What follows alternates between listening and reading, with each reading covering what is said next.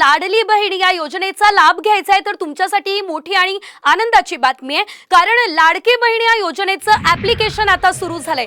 योजना जाहीर झाल्यानंतर तांत्रिक कारणामुळे हे ऍप बंद होतं, मात्र नारी शक्ती दूत असं या ऍपचं नाव आहे, ते प्ले स्टोअरवर उपलब्ध आहे। लाडकी बहीण या योजनेच्या ऍप्लिकेशनमध्ये उत्पन्न आणि रहिवासी दाखल्याचा कॉलम हा सुरू करण्यात आलाय।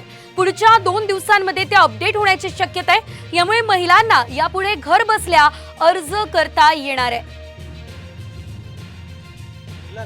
या योजनेचा लाभ घेण्यासाठी कुठेही जाण्याची गरज नाही, कारण अगदी घर बसल्या तुम्हाला या योजनेचा लाभ घेता येणार आहे। तुमचा फॉर्म देखील भरता येणार आहे। त्यासाठी तुम्हाला फक्त करायचं इतकंच आहे, राज्य सरकारचं हे नारी शक्ती दूत नावाचं ॲप आहे।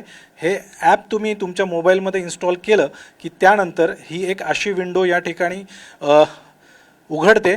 आता ही पुढची विंडो आपल्याला ओपन झालेली आहे। नारी शक्ती दूत नावाचं हे ॲप आहे, मुख्यमंत्री महिला सशक्तीकरण अभियान। आणि याच्यामध्ये आपण जर खाली आलो तर या ठिकाणी मुख्यमंत्री लाडकी बहीण योजना नावाचा हा ऑप्शन या ठिकाणी आपल्याला देण्यात आलेला आहे।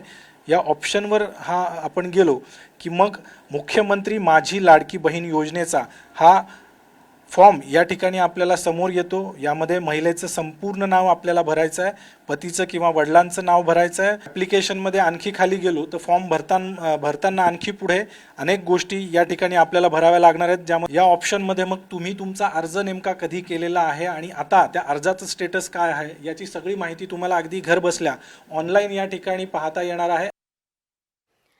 तर आपण बघतोय लाडकी बहीण योजनेसाठी आता तुम्ही ऍप्लिकेशन वरून थेट अर्ज करू शकतात, त्यामुळे ज्या रांगा तुम्हाला सेतू कार्यालयावर लावाव्या लागत होत्या त्या आता रांगा लावाव्या लागणार नाहीये, कुठेही जाण्याची गरज नाहीये।